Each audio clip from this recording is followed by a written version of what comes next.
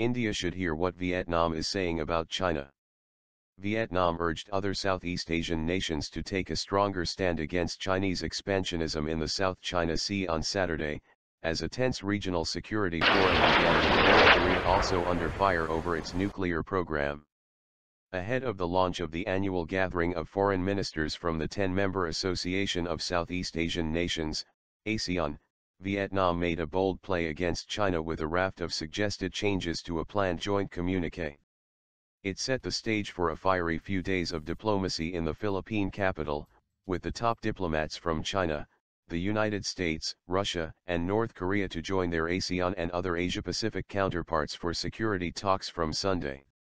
The meetings will take place as the United Nations Security Council votes this weekend on a US-drafted resolution to toughen sanctions against North Korea to punish the isolated regime for its missile tests. The United States said it would also seek to build unified pressure on the North at the Manila event known as the ASEAN Regional Forum. After their own day of meetings on Saturday, ASEAN foreign ministers released a joint statement expressing grave concerns over the North's first two intercontinental ballistic missile tests that were conducted last month. These developments seriously threaten peace, security, and stability in the region and the world, the statement said.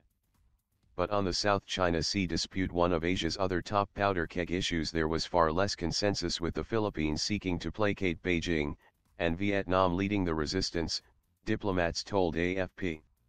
Vietnam on Friday night sought to insert tough language against China in an ASEAN statement that was scheduled to be released after the Southeast Asian ministers wrapped up their own talks on Saturday.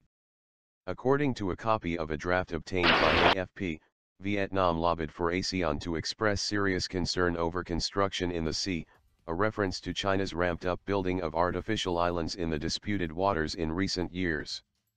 Vietnam also wanted ASEAN to insist in the statement that a planned code of conduct for the sea with China be legally binding, which Beijing opposes. Malaysia also pushed for some tougher language, including with a reference to military assets in the contested waters, according to the draft and discussions with diplomats involved in the discussions. China claims nearly all of the strategically vital sea, including waters approaching the coasts of Vietnam, the Philippines, Malaysia, and Brunei. China has in recent years expanded its presence in the sea by building the artificial islands, which are capable of holding military bases. The Philippines used to be the most vocal critic of Beijing's expansionism. But, since President Rodrigo Duterte was elected last year, the Philippines has sought to downplay the dispute with China in return for billions of dollars in Chinese investments and aid. China has in recent years also successfully lobbied other ASEAN nations, particularly Cambodia, to support its diplomatic maneuvering in the dispute. The joint statement that was scheduled to be released after the ASEAN ministers was delayed because of the dispute over the wording on the sea issue, one diplomat told AFP. There is no consensus yet, the diplomat said, adding the drafting committee was tasked with continuing the negotiations on Saturday night. ASEAN is on Sunday set to adopt a framework with China for a code of conduct, which is meant to pave the way for more concrete action.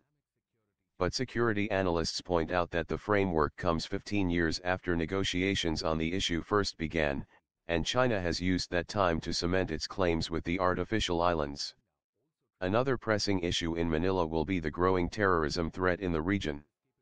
The event is taking place as Philippine security forces battle Islamic State-aligned gunmen who have since May been occupying parts of Maraywai, the nation's main Muslim city about 800 kilometers, 500 miles, to the south of Manila. U.S. Secretary of State Rex Tillerson is also set to meet Duterte on the sidelines of the event, with those talks expected to cover the Philippine president's controversial drug war that has claimed thousands of lives. Thank you for watching. Please like and subscribe.